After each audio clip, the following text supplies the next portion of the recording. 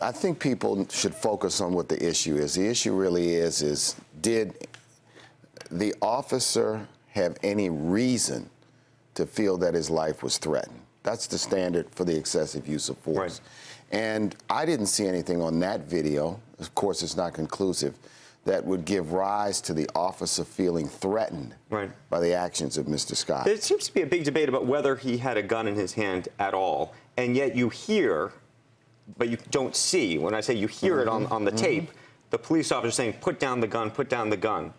Do you believe that he was lying? Let me say this. So it's important you start at, I believe North Carolina is a state where it's legal to carry a gun. So the mere fact that he was carrying a gun. The issue was the gun being held in a threatening posture.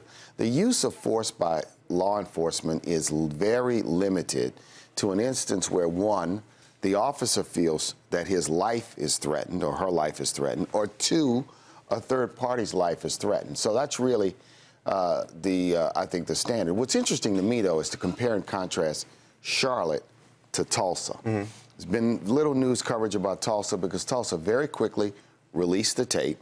The DA there quickly made a judgment call that charges should be brought and brought charges. Whereas I think in Charlotte, had they released the tape 3 days earlier, I still don't see why. But do you worry that we're sort of living, we think we're now living in some kind of reality television world where everything has to be done instantaneously, where we don't, I mean, the argument on the other side, right, from the Justice side, the Justice Department and the police world would say we need time to investigate, and that there's so much public pressure that we're trying to somehow placate the public as opposed to look at every case is different, and I agree. Traditionally, in the pre-social media world, right, that was basically the rule of thumb. I think we're in a different world. Look, we're on live TV now. Live TV. I think part of the concern, at least some reasons that have been given in the past, the reason they haven't released the video is they don't want to taint a jury pool that will eventually be seeing this.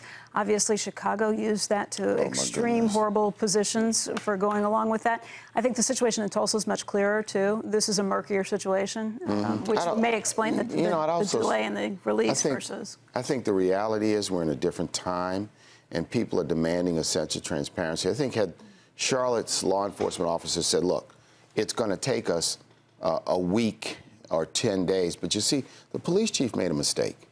You don't, quote, not release the tape, then say, I saw the tape, and begin to characterize what you saw in the tape. If you're going to tamp down, then what you have to do is say, we're not going to discuss, we're not going to release any evidence for 10 days, 20 days, 30 days. There are ways to handle it. The way that this played out, though, in North Carolina, and I agree with you that you need...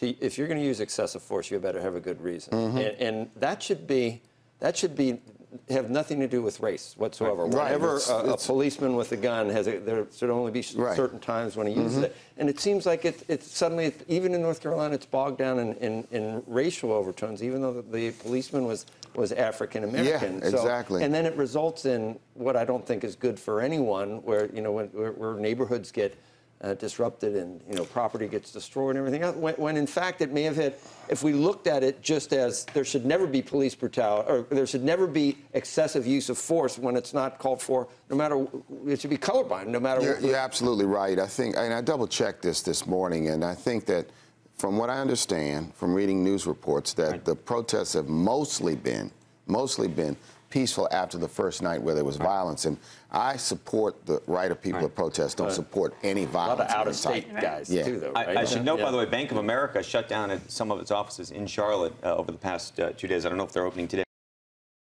Hey, CNBC fans, thanks for checking out our YouTube channel. Here you're going to find videos packed with all of the information that you need to be smarter about your finances. You can subscribe by clicking right here and click on all the videos around me or the eye right here to watch the latest from CNBC.